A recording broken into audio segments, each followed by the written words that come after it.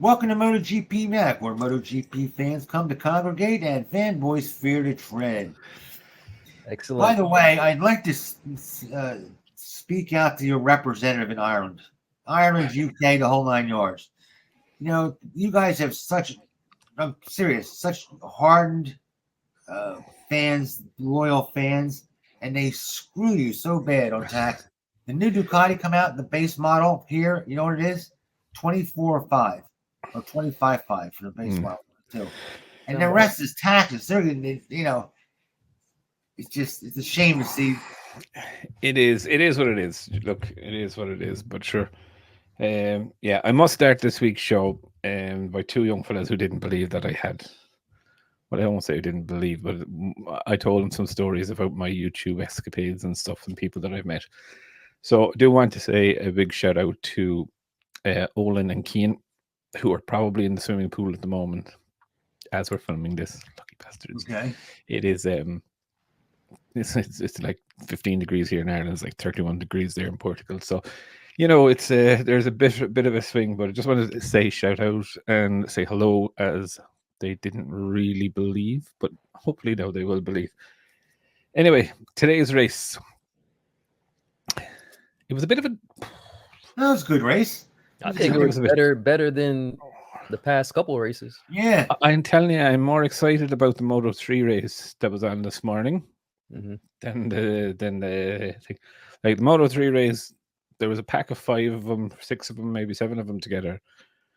And going on to the last lap, you had no idea who was going to win. You know what I mean? And you know, look, it was just, I just thought it just pattered out. I thought the first few laps were really great, and I thought, okay, they're all going to be kind of throttling back, saving the tire, saving the fuel. And you know, it just kind of pattered off into kind of a straight line race. Let's just call it that way. Do you know what I mean? No one was really interested in passing each other until it kind of came 7 or 8 laps, maybe 6 laps from the end. I think business started to pick up then, and people started to go, oh, okay, I've saved my tire, I've saved my fuel consumption enough. And like you could even see it, like, you know, with Mark, even, you know, he waited till the last 2 laps to try and close the gap to Pecco. Do you know what I mean? So it was just showing you how dangerous it was out there, even if you tried to take a slight advantage. Because he crashed on Saturday, right? He crashed on Saturday. Yeah. He wasn't a fan of the medium tire, I think, or the hard tire. One of them, I think it was the hard tire. And he crashed on the hard tire, and he said he couldn't use it. And he went quick. Yeah, it went quick. That tire went quick. It wasn't progression. It was a okay, it's off. It's going off. Yeah, it was the same as Pecco's crash. Pecco had no idea that was going to happen. Do you know what I mean? There was no warning at all. It was like how I would call it is the old style of Bridgestone riding off the edge of the tire, just went boom, you know, and it was just, there was no feel at the edge of that where it was going to go. But you know, I didn't think it was the most. I found myself checking my phone during the race, right, which is, for me, is never a good sign that the race is it's not holding my attention. Do you know what I mean? You're getting spoiled, my friend. You're getting spoiled. Yeah, but normally, like I normally don't get distracted during it. You know what I mean? Maybe it's still a holiday mode or whatnot. But if you stop that, you go blind. I wish. There's kids watching. So we had. But yeah, look, I just didn't. Yeah, I don't know. I know, like it's just. I just thought it was dull. Also, it just showed you. You could see the difference in riding styles. That, you know, it was typical. You could see Linnea coming up from the back because he could save tires, and how he saves his tires so well is beyond everybody's doubt. But if you looked at their riding style between, and especially coming through Maggots and Beckett's, right, which is an incredible corner, and if anyone hasn't been to Silverstone, to see any sort of bike car go through, it's an amazing sequence of corners. But you could see the doctor's dangle on the two of them was identical. Do you know what I mean? The bike was leaning left, and they were trying to lean right to pull it over for the next corner. Do you know what I mean? Leg was out in front of the bike. Right. it was incredible. To be fair to them, like it was real, and you could really see the difference in the style. Now, the liveries, to be honest, some of them were goddamn awful. Some of them were goddamn beautiful. Like the Aprilia, the Yamaha was good. I liked the Pramac one. I just thought it was very fitting and a real middle finger to Ducati. Now I know it's Pablo Nieto's color scheme, but they put Martin in Ducati red. Yeah, I couldn't tell who was riding it. Who was fighting? Was it Best or was it? And to be fair, he was mocking it himself. Martin was like, finally, I'm in factory red. Do you know what I mean? That's what he asked for, so he got it. Yeah. Now look, I think he like Bastianini, he blew him all away. Look, he had the pace, and you didn't really see it on in practice or quality. You didn't see that he really had the pace. Normally you get an idea on Friday what sort of their race pace was. I'll be very honest. I thought it was Martin, Pecco, and then Alicia Spagro. That would have been, if you asked me on Friday, that would have been my podium. Just on race pace. Never saw him coming. I knew he would be there or thereabouts, or he could do a freak thing. I didn't think he could do it in the sprint. But then, that's the problem. You never know if he's coming or not. Yeah, I'd say he didn't know either. You know what I mean? He just felt it. But look, he made them all look pretty average today. You know what I mean? Like he was. Would you want to do that? Would you want to bet on that all the time? No. Well, it's not. Would you want to bet on it all the time? But like, you're looking at the championship now, and you're saying, he does a couple of more performances like this. Like he's walked out the door with 37 points this weekend. How far back is he? I think he was 50. I think was it 55 or something, or 59. I can't remember. It's so I think he's definitely closed the gap, right? But it's just he definitely has the time. He does. Yeah. Like Martin's in the lead of the championship now by 8 points. And 8, yeah. Okay. So I'm not sure where he is, but like if he has, and he has a few racetracks coming up which he enjoys, so he could be very, very dangerous for the championship. Like no one even in our group, and I would presume this in groups which might talk about this during the week, Enea Bastianini taking that number 1 plate to KTM. Yeah. None of us have ever even sat there and said that could be a possibility, and it could be a possibility on today's performance. Now, if he comes up in 2 weeks' time and is in the top 3 again, all you need is Marky Mark or someone from behind him to start winning races, and he finished second, and Pecco and them are down in 3rd and 4th. As long as he's ahead of one or the 2 of them, he's closing the gap now. He just has to be consistent, though. He's had chances in the past, but I think he got in a crash in like 22, 23 or something else. So yeah, started 23. He broke a shoulder blade, if you remember that. In Portimao, and that duffed his season. Realistically, that duffed his season. And then 24, I don't think he's done too bad. Now, I reckon that I said this in my video today, but I don't think anyone really copped it. Has anyone checked out the GP23 riders' bikes this weekend? Mm-mm. Specifically the front wheel area. No, didn't think. I never look in the 23s or the prior years. I reckon that the 23B has been given to all of those riders. Think so? I think so. Have a look at the front arrow on the front wheel, and you will see it is the 23B. That's ironic because I was just thinking that today. I'm like, when are they going to bring that up? So I believe that it is out there now. I actually went so far because I was trying to get Michael Laverty So, Mike, if you're watching this, come back to my tweets, please, to have a look while in pit lane to see, was it the 23B or was it just that they just put on a different wheel fairing, which for me, I know people are going to say, oh, it's just the thing. If it is just a different wheel fairing at the end of it, why didn't they just put that on all season long? Do you know what I mean? I think there is something, like, I think with that wing fairing, and I haven't been able to get good enough pictures yet to see it, but that the lower wing splits to drive air more into the downward duct, right?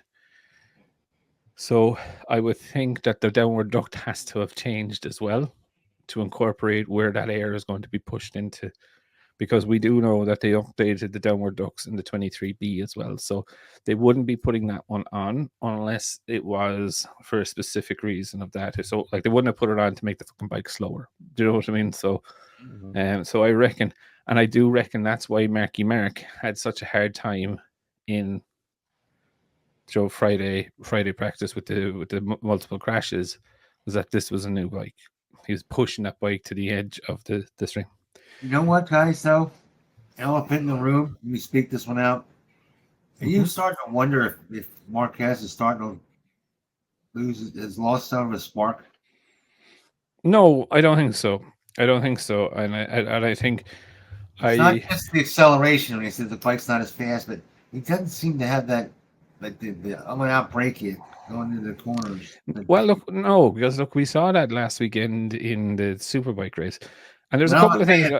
By the way, you know, I'm a Marquez fan for you sending. Yeah. So again, you know, you do a video about Marc Marquez, and you look and you analyze something from a non-biased point of view. Because if Marc did a clean pass and it was Buliga lost the front, I would have no problem saying. So, and I didn't do it immediately. I sat down, I looked at it on a big screen, I slowed it down, and I can see Buliga going in there, already offline, right? He had the door closed, and Marc went on the inside of him. And how I was looking at that was that I could see Iannone was on the right line, okay? The line that you don't have to defend. You're going into the corner. You can see Buliga is maybe 3 feet inside that line, and then Marc is inside that again, right? So Marc was never going to make the corner. Right? Never.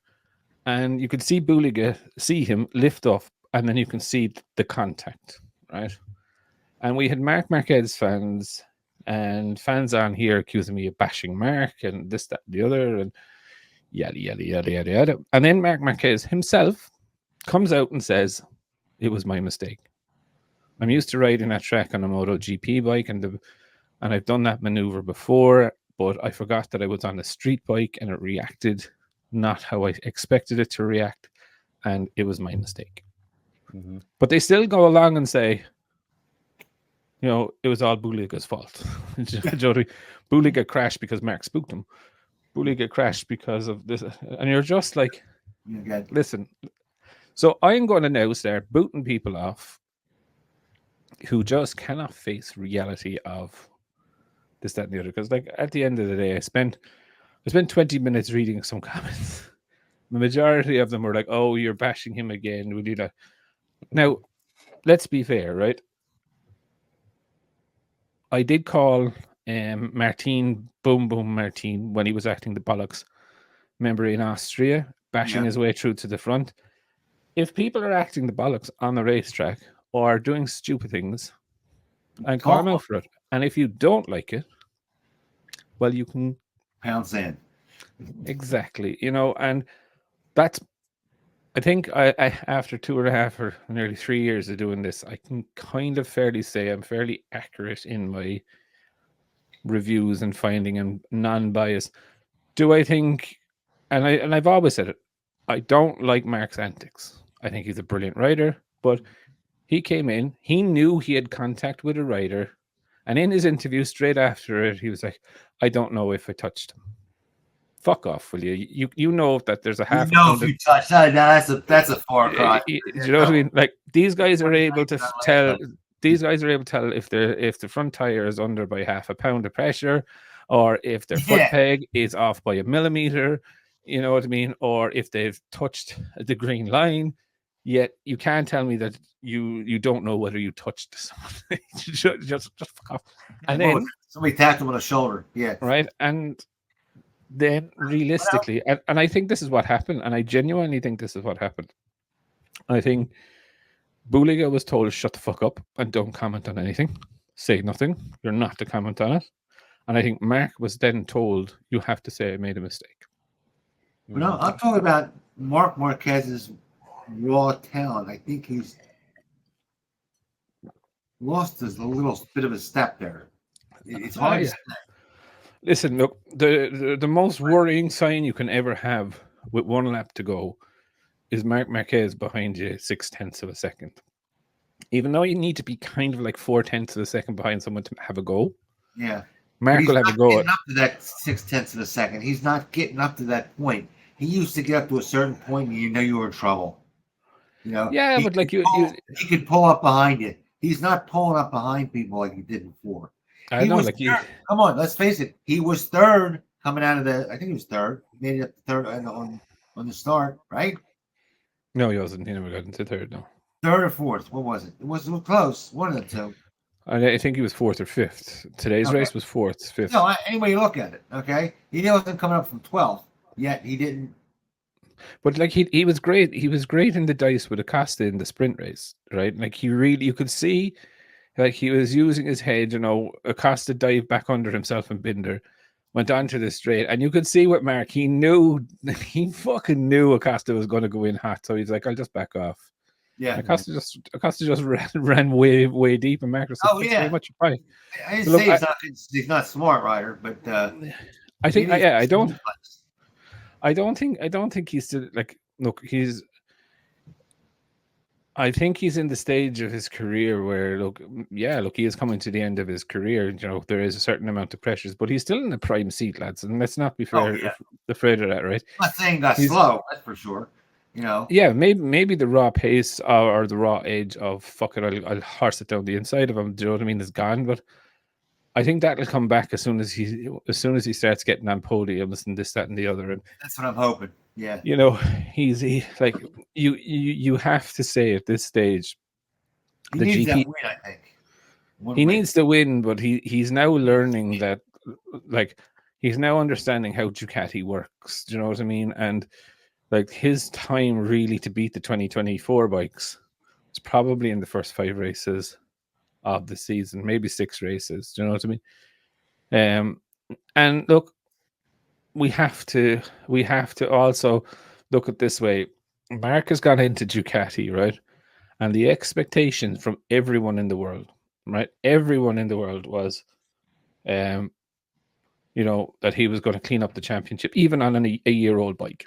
Yeah. Right. And fanboys can fuck off. I don't care what people say. Right. Cal Crutchlow came out and said it straight away as soon as Mark said it. Well, that's next year's championship wrapped up. Do you know what I mean? And the expectation of him that Mark was going to come in, maybe take him a race or two, and then bang, he would clean up, wipe everyone out. He was so much better than everyone else that the bikes didn't matter. And let's not also hide this from anyone, right? I know Mark is going on, the Ducati 24 is 4 seconds over a race distance better. And that's fine if you do automation of races and this, that, and the other, and everyone is like bang on every single lap, right? And humans unfortunately are not like that. So it's not necessarily true. However, what we can see from the GP24 is that the difference is now starting to be made. Midpoint of the season, and we've always said this, midpoint of the season, you'll see the GP24s kick on. Do you know what I mean? And that's called a year of development. Yep. Right. Yeah. So even if they give them the 2023 B version now, right, that's still a year behind of where they are. Do you know what I mean? So while the bike is a threat, it is not a threat. And what Mark is now seeing is that, okay, you know, maybe it's not just the bike. Maybe those other riders are just as good as I am. Mm-hmm. Do you know what I mean? Or some cases, maybe better, right? Not in raw pace and raw talent and raw speed and whatever. Like, you can be a Casey Stoner, but you will only have a certain shelf life, right? Do you know what I mean? And you can come out, do your laps, do this, do that, do the other. You're not like the media, not like the press and whatever. But again, for me, when I look at Mark, he's constantly surrounded by controversy. Do you know what I mean? And that must wear on you. Do you know what I mean? Like, he did get a big, massive pushback on the Buliga incident. Do you know what I mean? And then even this weekend, he turned around and Pecco was very vocal. I don't know, did you hear it? Pecco was like, about this towing and this, that, and the other. I was glad to hear it. Yeah, and it was just Mark's reaction to it was like, this is part of racing. It's not a problem unless people object to it. And we've all known people have tried to object to it. We've all seen Marc Marquez follow people around the track, even when they do shortcuts through the pit lane and all of this. Yeah. And we've seen it. And at the end of the day, look, I get it. Having a marker is not a problem. Like, if you're 5, 8, 10 bike legs behind someone, no problem. It's the towing when you're within 2 bike lengths of someone is a problem. That is it. And I think with Crafar, had the problem, you could fix it when it's 8, 10 bikes in front of you, not when it's right. Yeah. Somebody else was. Remember the one time with Miller? Christ, he almost clocked him. Mm-hmm. I think he's showing like clear signs of slowly tapering off. And then nobody can beat Tom, so it's only a matter of time before he starts going downhill. So it's like Joe Biden. Well, we're not going to get into politics into your fucked up system over there, right, lads? That's a different podcast. I'm just going to sit and with my popcorn and laugh at you, right?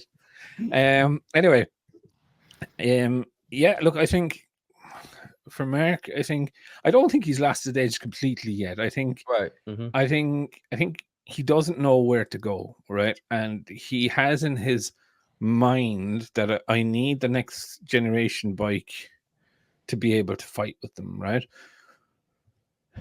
Now, I want to call this out, and I'll be very straight calling this out. Mark was beaten, and I'm going to say Buliga beat him because Mark put him off the fucking track, right? He was beaten by 2 superbike riders on equal machinery. See? And there is no fan out there who can turn around and say, well, it's because they're used to riding the superbike. It's a brand new superbike.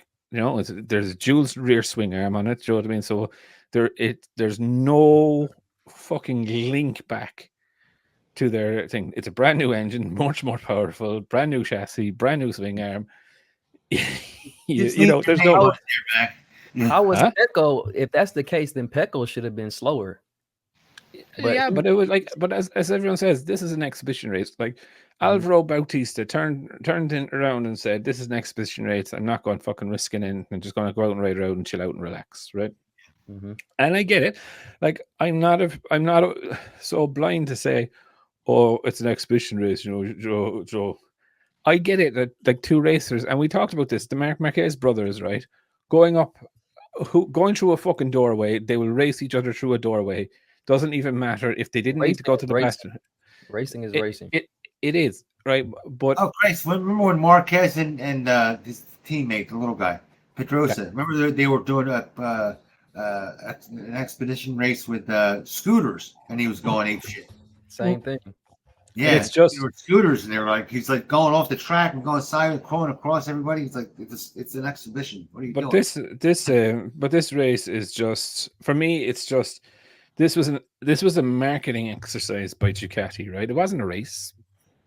It was like here's our top riders in all different categories around the world on our brand new bike that is boom, boom, boom, boom, boom, right? And it's giving you an idea of the Marc Marquez version that will come out, the Bautista version that will come out, the Bezzecchi, all of these riders' versions that will come out at the end of the year, and they'll charge $100,000 for a $60,000 bike because it's painted in your favorite rider's colors. Right, that's all this was, right? Marketing. Yeah, marketing event. Boom, boom, boom. Show the bike. what it turned itself into was actually a negative. Do you know what I mean? Because it's just like, look at the fucking state of your man. Do you know what I mean? What is he even doing that for? And look, I tell you what's disgusting, that they're already bitching that the bike has never turned a wheel on a racetrack, and they're saying it's already too good. They're looking to penalize them already. That's ridiculous. I mean, come on. It's too good. There's always that fear, right? They come out with a special bike, they put some special riders on it, and now they're saying to penalize them. Like you say, oh, we're going to put more rev limits on it because your bike's too good. How do you? They hasn't even been on the racetrack yet. But exactly, look, that will come, and I'm sure. The whole thing. I'm sure to begin with. But look, again, there's the other side of the coin, right? A Stop Rack is winning at the moment on a heavily modified BMW. Yeah, they're all heavily modified. That's a super bike. Then let the best. No, Jake, you're wrong. Because you're wrong. Honda and BMW got special concessions from World Superbike to modify the bike. Yes, so that's what I'm saying. So there will have to be restrictions coming in. Me, leave it go, leave it be. Let it the best. Well, man. Yeah. Look, I don't disagree with you there, right? But I also look at kind of like I didn't watch World Superbikes last year, and I'll be very honest, I didn't want to watch a race for second. Do you know what I mean? I had no interest in it. Like the only time someone would win a race besides Bautista is if he fell. Mm-hmm. Which he didn't really do that much. Do you know what I mean? So yeah, there was no excitement in it, and But look, again, back to with Mark. Like I always think Mark is really, really. He's probably one of the greatest riders ever. But his antics and the way he carries on, I cannot lean and say, yeah, Mark is the complete package and best of all time, because there's a mixture of on and off the track, and you can like a person on the track, but then when you see the person in life and in how they conduct themselves, you're just like, if you were just, I put my hands up and I made a mistake, so very sorry about that, done. Do you know what I mean? Like, there's never going to be a sanction over the World Super or about the Ducati or World Ducati Week. Firstly, because it's an exhibition race, right? It was done by Ducati. There wasn't even a fucking race director. Do you know what I mean? So it's just. But you go back to the same rules that they've had forever, and performance finds its own level. As we say, copying. When one guy goes, "Hey, that'll work. Let's see what it is," and eventually, and very quickly, more than it actually works. Is to say, just let the manufacturer. Well, that's nothing to do with Mark. What we're talking about with Mark, yeah. So it's just when we're going along with that, fanboys. Well, it does. You shouldn't have concessions forever today either. But concessions are going. Well, yeah. I do believe there's period, but anyhow. I don't fully agree. I believe there should be something, like if someone is starting or way off. Like you get your bike designed completely wrong, and you're fucking a second and a half, 2 seconds off the pace, right? Like Yamaha in line 4, where they go, okay, we're way off. We just didn't jump the gun. So, like, if Yamaha were exactly, let's just say there was no 2027 regulations, and the Yamaha were going to turn around and say, we would think about switching to a V4, but we have no thing. Can we get concessions on our engine for the first year? I have no kind of problem with that. Or if someone turns around and says, or they went an aerodynamic route or whatever with their chassis or whatever, or components that cannot be changed. Okay. Let's just call it like that, right? Like engine or whatever, right? And I would have no problem with someone, again, if they came out and they're like, okay, look, this is the problem. It's a problem that we need to figure out. We're not going to figure it out. Definite time with teeth in it, Yeah, and say you have 6 months, or you've 20 extra sets of tires. Knock yourselves out, right? I don't have a problem with this, right? But I do have yeah, but I do have a problem with like we can definitely see there's a pecking order in the bike, right? Ducati is number one, right? In the B category, I would have Aprilia. Do you know what I mean? And because they are thereabouts, right? Right. C is definitely KTM, right? It is right. It's just it's not there. And when you're looking at the British Grand Prix, for example, the riders are saying they can't feel the vibration, but the technicians are saying the vibration is still showing in the data. So there's something fucking definitely wrong. Did they put thicker fucking? Mm-hmm. So, and then D, you definitely do have Yamaha and Honda. They're in the D class because they are miles off. Like Fabio Quartararo was miles off this weekend. Miles. All the new stuff that they've brought fucking didn't work. You know, that shows you how bad it is. If Fabio can't even get anywhere near the top 5 or top 10, that bike is way off. So I'm still starting to lean towards that. We're hitting a horsepower limit where the aluminum box section frames hitting a limit. Well, yeah. Well, look, it's where it is right now. My understanding is that I think it's midpoint 2025 they can develop the current status of engines or current spec of engines, but yeah, so mid 2025. So they would be bringing out their latest spec Misano 2025 engine, and then from the start of 2026 on, there's definitely nothing to do with engines. Engines are frozen from 2026. Yeah. So that gives them a full development year for their engines. So that freezes in.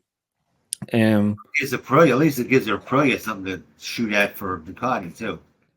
The closest thing we're going to get to being competitive is Aprilia up against Ducati. It'll be interesting to see Jorge Martin's riding style on the Aprilia. Mm-hmm. Yeah. Yep. See how it goes. Now, like, that may be a lot better for him. He may be more gelled with the Aprilia than a Ducati. Yeah, he might. He might just be. It will be very interesting to see him. Like, he does have a very different style. So, and I think it'll play into the strengths of the Aprilia for sure. I just don't know how he's going to handle not having that Ducati grunt. Do you know what I mean? Because that grunt out of the corner, that saves a lot of your fuck ups. Like, do you know what I mean? It doesn't matter if you fuck up. Whereas when you don't have the grunt and you make a mistake, it's going to cost you big time. Yeah, but he did. I'll tell you what. That Aprilia's gained something in there. You can tell. You can see it. Well, this is what I would class as an Aprilia friendly circuit anyway. Yeah, true. So, we did that. Yeah. So I don't like horsepower. I think it was one corner maybe where the horsepower really, really counted. And that was out onto, I think, the Hamilton Straight. It was kind of a slow corner, but after that, realistically, it didn't really matter or count. So yeah, look, I just think it is a weird one. I think there is something there with Mark. I think he's so fixated on the gap between the 24 and the 23 and the 24 that it's probably not helping him. Fabio Di Giannantonio, to be fair, kept him honest, and I know a lot of people are like, where is Mark, where is Fabio Di Giannantonio, or where's the closest 2023 bike, which is Fabio Di Giannantonio, and he's only something like six. They're down with the Alex though, wasn't he? Huh? That was fun to watch. It was like, and look, it kind of shows the class of them, and you could kind of see that they fucked each other over with that. Yeah, with that. They lost 5/10 of a second, and that was crucial for Di Giannantonio. Do you know what I mean? That kind of is like, Well, you're not catching Mark now, and that's exactly my thoughts of when I saw it going on. It was great. It was great to watch it, but when you're looking at the championships, and one of the comments that I saw quite recently on the site was that Mark is far above everyone else on the GP23. I'm like he's 60 points ahead. He's 60 points ahead of Di Antonio, right? Mm-hmm. Now there's 37 points in a Grand Prix weekend. Do you know what I mean? Yeah. All it takes is two race weekends, and he would. Mark would crash two race weekends. Well, and that gap is gone. Yeah. Mm-hmm. And it kind of shows. It kind of just shows the faith that they're putting in Di Antonio, because Ducati are giving him the 2025 bike on the VR46 team. Well, yeah, talk about a comeback. And what I find about really funny about that is that hasn't been announced by VR46. That was announced by Davide Tardazzi. Mm-hmm. Right, when they announced that they were factory supported team, or their main factory supported team, and I just thought it was kind of funny if I'm honest, that he's announcing that, and that means Morbidelli is staying on the 2024 next season, is what he said also. I don't know what he does. He must have naked pictures of somebody in bras or something. Franco Morbidelli. I don't know how he gets around, gets a ride. Well, I'll put it to you this way, right? VR46, it would be so brand damaging for VR46 to dump him when they had a ride of it. He has. Doesn't matter. It doesn't matter. Right? He is VR46 Academy rider, right? Simple as that. And the VR46 Academy team have an open slot available in MotoGP, and they don't take someone that of their own brand that doesn't have a ride for the following season. So but saying that, lads, I have to say Franco Morbidelli had a fucking absolutely brilliant race today. I don't even double long lap penalty and finished 10th. How do you finish 10th with a double long lap penalty? That's crazy. I didn't know he finished 10th. I just thought I know he did a double lap penalty. He started 12th. After that, he started 12th or 13th. He did, yeah. That's crazy. He had an absolute. Like, I was looking at his pace. His pace was really good. Like, if he didn't have the fuck up, he would have been giving Mark and Digi a very, very hard time. Even Pecco, I would say. Mm-hmm. So, he is definitely talented. There's no doubt that. We saw about Yamaha, and the question that we had on Yamaha all the time was his aggression. Was he aggressive enough? Was he willing to go for it? Was he willing to fucking put balls to the wall? And a number of times this season, we've started to see that the old Franco, when he was battling for the championship, he was aggressive. He was going for it. He was open for it.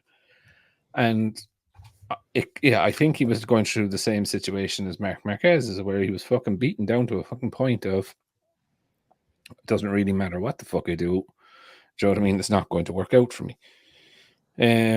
So yeah, look, I think it'd be good to see what he can do if he can get that. I always wonder about him with a knee. I've never seen knees truly heal. Yeah, somebody has a knee fucked up. It just never goes away. It's like herpes. When you think it's gone, it pops back up again. Yeah, it never seemed to get straight again. I wonder if that's... I think it could be something there, but I just think he lost his way so much in Yamaha, and I think it was just so he went into a black hole. And then you have someone like Fabio Quartararo that is your teammate, that is next level. Do you know what I mean? And you're just like boom, boom, boom, boom, boom, and they're following a direction maybe that you can't follow with your bike, whereas on Ducati, that's what you have. Fucking go learn how to ride it. Now, speaking about go learning how to ride, I watched a documentary that was on TNT Sports this week about Pedro Acosta, and now I can understand so much more about his bike control.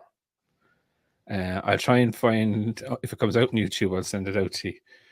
But basically, he trains 5 days a week on motorbikes. 5 days a week. But he does like little, like he has like an RC 880 KTM. And he does everything from, kind of like going around the track. But then he does, do you ever watch the kind of like gymkhanas on bikes where they're going around the cones? And stuff like this, and there he is, and he's fucking going around in a 360 degree around a fucking cone, and then leaving and going off to the next one, then going off and doing a lap around the track. But you're seeing his hand controls or where he's getting this control. So now I can understand an awful lot about, remember those passes he was doing like in Portimao on Mark, when people were like, he's not going to stop, and how he trusts the front end so much.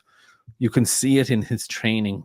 That's how he's learning and adapting and feeling that front end. And of course, for example, like he's doing it on a KTM which has WP suspension on it, right? So there's kind of like a correlation to I wouldn't say they're MotoGP springs, right, or stanchions and stuff, but you can see that there's a direct relationship back to how it's set up. Whereas does that also. Yeah. It's very similar. Also. Yeah, and it's just epic. To see what it, but he's such and I suppose what I really liked about it is when he did it, there was no sign of a mechanic. Do you know what I mean?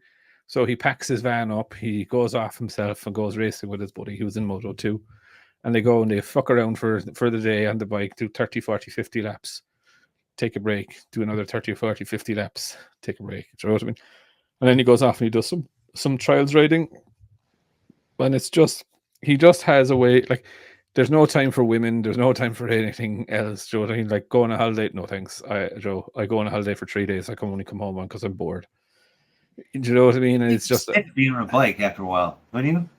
But not, these guys are obsessed. Like, do you know what I mean? It's like a young fellow with a football. Do you know what I mean? If they're into soccer or American football, they'll always have one in their hand. Do you know what I mean? Or at their feet or whatever. It's always just, and they kick the ball against the wall fucking 1,000 times and not get sick of it or pissed off of it or bored of it. Do you know what I mean? Because they're just obsessed with getting it perfect. Do you know? And that's exactly what you can see with him is just like, he's just, I gained an awful lot of respect for him watching what he does, do you know what I mean, and understand how his approach to racing is. Is like, he's like, I don't, like, he was talking about old timers and this, that, and the other, and he's like, and the Rossi Biaggi elbow, and he's like, we need more of that in racing. Do you know what I mean? We need a bit of more aggression between riders, and I don't disagree with him. I said this multiple times. They're too fucking nice to each other. Like, you know what I mean? Fucking hugging each other and congratulating each other after winning races. My day, like, someone beat you, they were a fucking asshole. Like, do you know what I mean? And he didn't be so PC to say, congratulations, well done, dickhead. Do you know what I mean? It was like, you're a dickhead. I fucking hate you. Do you know what I mean? Go fuck yourself. Now it's different outside the track and whatnot. But, you know, I don't know. It's just kind of like, I don't get that. I just don't. You know, it's like when you're boxing, you're mad at the guy? No, you punch him in the face, you knock him cold, take his head off. You're not mad at him. No, but like in that training camp that you're training for, you want to fucking kill him. Do you know what I mean? It's not personal, just in a business way. Do you know what I mean? Yeah. Well, yeah. And that's what I mean. It's like outside the track, and not even outside the track. Like if you're battling for a world champion with someone, and like boxing is a little bit different in the way that it's kind of one event and it's over. Do you know what I mean? But like if you were going through your career and, you know, this guy kept popping up and he kept fighting over and over time and multiple, I'm sure there would be bad blood. And I think it doesn't necessarily have to be bad blood, but it's just like, I hate seeing each other congratulate each other after a fucking race. And guys, the more they fight each other, the closer they get. Yeah. Now Silverstone. Now they want guys to fight women. Oh, don't even go there on that. That's fucking Jesus. No, not even entertaining it. No. Yeah. No. If I have to show anyway. Silverstone this weekend, 117,000 spectators. I didn't get you. Everything went. That's good. That's more than the usual. That's absolutely fucking shocking. Mm-hmm. Sachsenring, 250,000. Yeah. Now, I missed it. What is Silver's stuff? In spectators this weekend, audience on track, 117,000. Oh, that's pretty good for them, isn't it? That's over the weekend. Yeah, that's pretty good for them. It's terrible though in the way of what MotoGP has been doing. Like Sachsenring was up at 250,000 over the course of the weekend. Everyone, Joe, I mean, they're so far behind, and you know, beautiful track too. It's one of my favorites. It is, but it's not a spectators track, you know, and it's not, and it's just, and you know, I think they put the 75th anniversary on there to try and attract more people. And I'd say the audience was up there, but like it's 100,000, 130,000 behind normal tracks in Europe, right? And they just announced today that that it's actually going to be on in May next year in Silverstone, 25th of May next season. Okay. And I think that's because they're going to try and put it on before the Formula One. Okay. Started to see if that, yeah, because Formula One was on there, I would say about 3 weeks ago.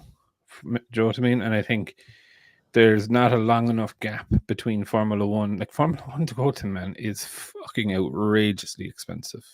I mean, outrageous. You know, and we're talking like $300 tickets and $400 tickets. Ticket single.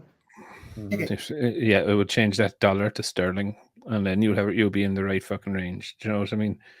And you know, while they put an awful lot into the infrastructure, and I have to say, I'm not bitching on Silverstone, right? They put in an amazing hotel and features around the track and this, that, and the other, but it's just like the Woodcote area. Yes, there was people in the stands there. There was people in the stands on the last corner onto the main straight and whatever. Majority of the rest of the track was not a fucking dicky bird, like, do you know what I mean? Which is sad, right? Which is kind of telling to me is that, you know, is this the right venue?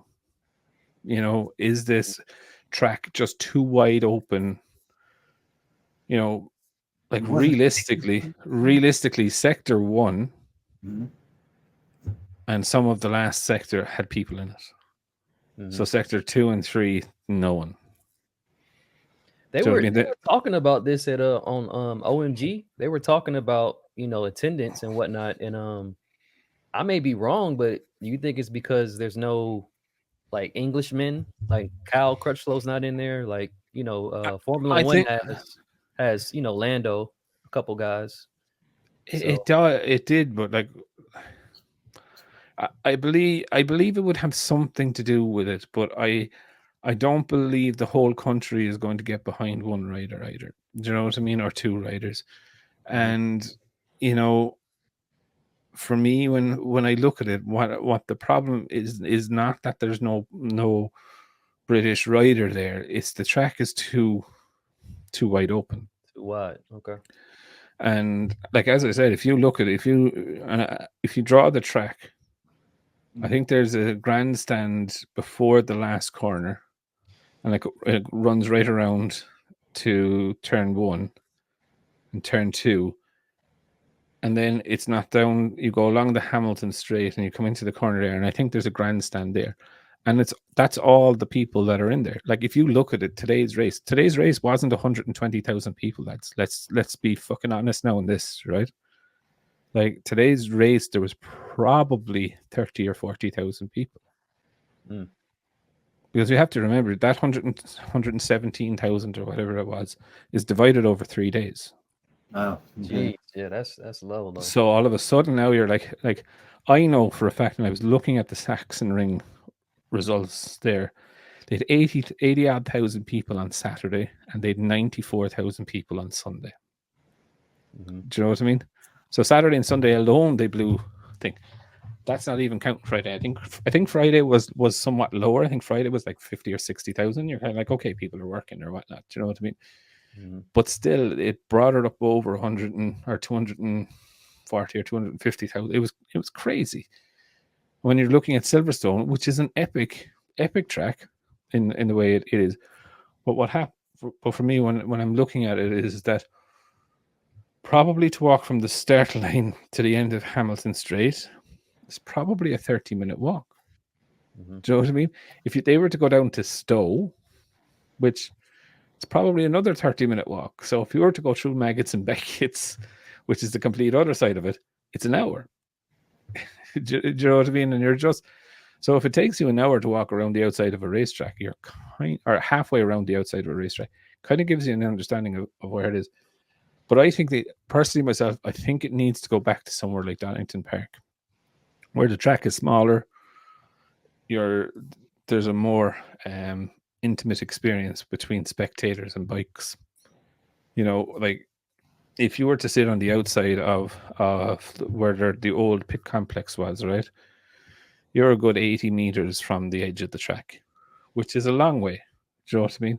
And when these things are coming past you, like I would say people had problems at some parts of the track recognizing what riders were what riders today. I know they were in different colors, but you probably had a problem seeing what number was what number, if you get me. So, but yeah, I think it needs to look at maybe changing a venue again to try and get the numbers up, try and get the fans in. But saying that, it's a bit of a downgrade to go facilities wise. It's a downgrade to go from Silverstone to Donington Park. Do you know what I mean? Hey, by the way, speaking racing, back to racing, didn't you like the way that Pecco? Didn't you predict when Pecco said to Bastianini, go? Couldn't you see it coming when his tire was off? He's like, go. He was looking. That was I can't. As a racer, that gotta be hard to do. To say go, pass him for me. This is a racer you want to pass. No, if I know I can't pass him, but I know the fellow behind me can, he's doing me a favor. So I'm like, yeah, he is doing you a favor, but it's hard for I can't see him going, Yeah, but no, if it was Marquez, I would say yes, 100%, right? But the fact that it's Pecco Bagnaia, it's a smart way to go. Pecco is a real strategist and a thinker on a bike. Do you know what I mean? You can see that he's thinking about things, and then he's realized, shit, I have nothing else left. And now you could see it with about 15 laps to go. That tire was gone, and you could see it on the left hand side of the tire. There was a bend. There was a rearward facing shot. I was like, fuck, he's in for it anyway. But I do. Like with Pecco, it didn't surprise me that there was no fight with Bastianini. That he was like, yeah, more or less head away and go for it. But you could see the raw pace from Bastianini. Like you knew, like you could see it, like, and he didn't rush it. I thought it brought the points down, the deficit down to only 3. No, it's 8. Where did I get that from? No. 8. I think it's 8 anyway. Huh? I think it's 8 points anyway now. Alicia Spargaro did really well as well, have to say. He was on the hard tire, which I thought was a little bit weird for him to go. He must be really comfortable at Silverstone, because that's, he's normally not up that high. But I think the bike just naturally goes well there, and when a bike naturally goes well there, you're on the pig's back. Well, the Aprilia, it needs blunt, but it has, but it has more. But that's the thing. Top end in front. So and it's the track that you have momentum, so therefore it works out well there. Yeah. But the minute you add horsepower to it, you're going to start adding problems to it. You know what I mean? As we all know. Jack Miller, I really like Jack, but it's not looking too good for him at the moment. Poor Miller, everybody's going, Jack, love him, but boy, yeah, you hear about him. Like there was the thing that he was going to go to Ducati and he's rubbish. Even Jack has turned around and said no one has made me any offer at all. And he'd be the sort of person that I would believe say, yeah, okay. Franco gets the ride. I can't. Yeah, but I think Franco. Miller needs dirty pictures of people. That's what he needs. The dirty pictures. He does. He does. But the Hondas. Well, look, I don't know. Like the only thing good about the Hondas this weekend was their livery.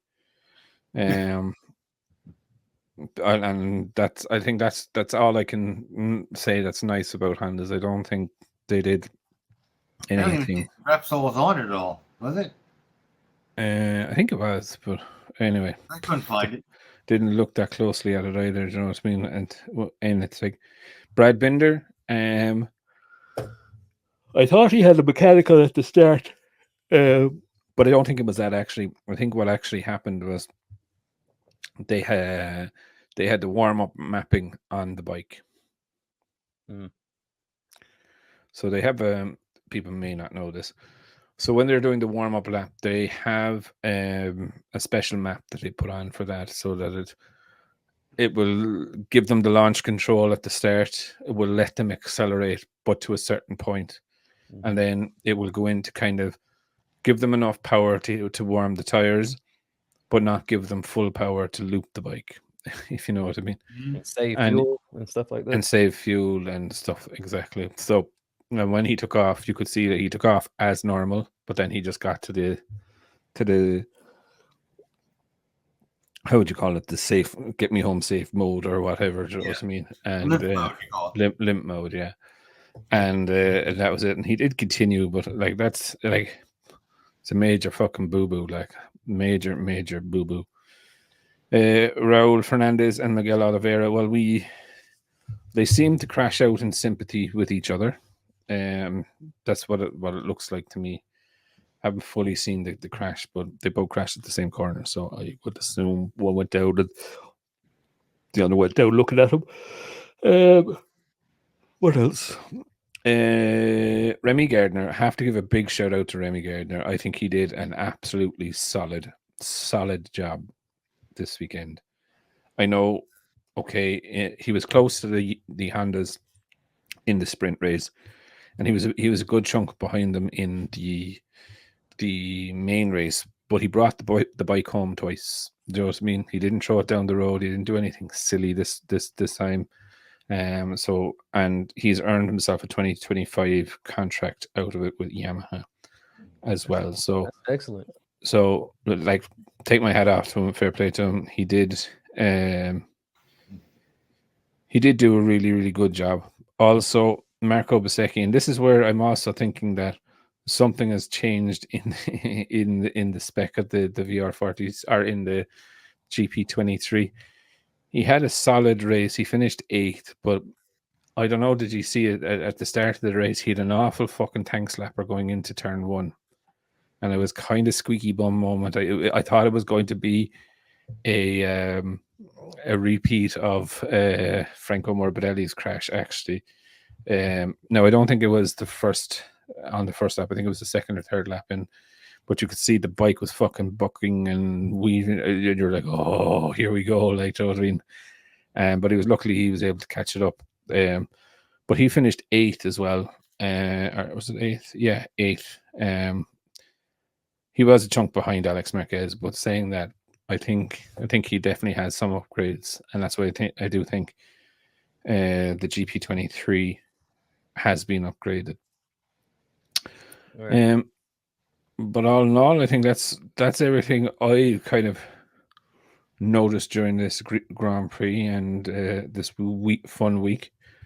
It's back to business as usual. Holidays are over. You've noticed there's no Superbach this week. Do you know what I mean? No poolside. No poolside views. No. Yeah, I saw your comment. I don't know he said, I don't know how well the Hondas are going to do. I'm like, what are you still drinking that Superbach? My God, of course you do. It's going to stink. I don't know. I had a feeling with Silverstone, and I don't know if people crystal ball. If people do know Silverstone is very smooth, right? So was kind of like it's nearly billiard table smooth. The track, there's very, very little bumps in it. I was like to myself, with Honda's, this is their best track, I would think, for traction or to gain traction out of. So they may surprise me in that they might touch a top 10. Because I was thinking Zarco may, because Zarco is very, very smooth. So I was like, maybe. Then I'm going to realize I could have been drunk too. So, yeah. But yeah, all I think, look, it was a good race weekend. It was brilliant to get it back. We're 2 weeks away now from the next one. And more importantly, we're only a couple of weeks away from the Misano one, the first Misano one, which I am really looking forward to, because you know what happens at Misano? What's that? What happened? Well, the Monday after Misano is where we get a first look at the 2026 or 2025 bikes. Okay. Time flies. Christ, it seems like we've had more vacation time on MotoGP than race time. We're gonna get an awful lot of them there now, because where are we now? We are at the British Grand Prix, which is 2nd to 4th of August. We have the Austrian Grand Prix on the 16th and 18th. The 30th and the 1st, we have Aragon. 6th to 8th of September, we have Misano. 9th, we have Misano Test. 20th, 22nd, we have Emilia Romagna, which is in Misano as well. 27th and 29th, we have Indonesia. 4th to the 6th, we have Japan. 18th to 20th of August, we have Australia. 25th to 27th of October, we have we have 1, 2, 3, 4, 5, 7, 8, 9, 10, 11 to go. So 11 to go, and we've had a summer break, and that's a lot of fucking racing, lads. It's a lot of racing. August, Christ, I think they should have spread them out a little different. Oh, by the way, on something off tablet, I found a place that does, in case anybody's working on stuff, Sprocket and Chain Center. The prices are the same over in California. Place in California, on the net, and they cut the chain for you for nothing. So if you don't have to screw around with it, just plug and play. How do you mean?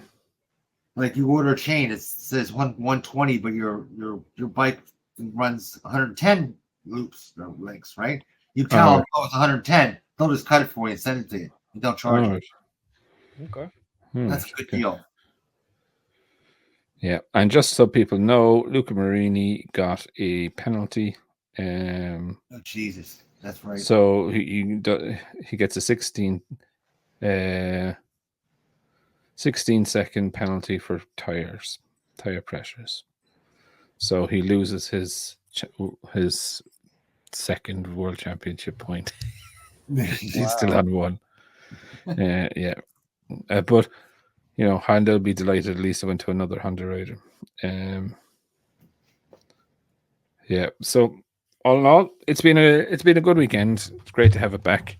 2 weeks time again. Lots to talk about as well over the next couple of weeks. So yeah, on that bombshell, I think we'll end up today's what? Buy bikes now. The EPA's coming. Yep. Yes, they are. Buy as many as you can. Buy them because they're coming. Mm-hmm. Freaking yeah. Everything's going down to be parallel twins and EVs, yeah. Mm-hmm. Get them while you can. All right, we'll end it on that one anyway. That's fucking depressing. Yeah, it's true.